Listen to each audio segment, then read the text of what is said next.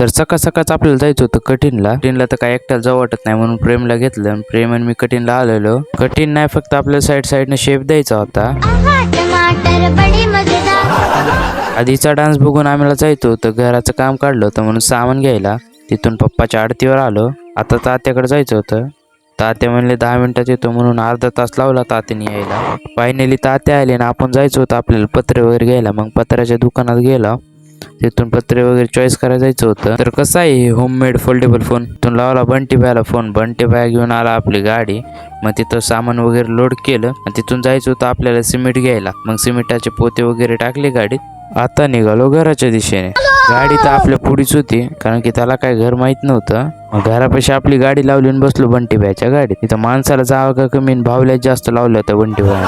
आता इथं कोण नव्हतं म्हणून काय मग मला सगळे काम करावं लागायले. लोखंडी पाईप वगैरे उतरून घेतले आणि सिमेंटाचं पोतं माझ्या जीवन जास्त भारी होतं. मग त्याला बी उचलून टाकलं घरात. आता भेटू अशाच एका नवीन पुढच्या ब्लॉग मध्ये राहू.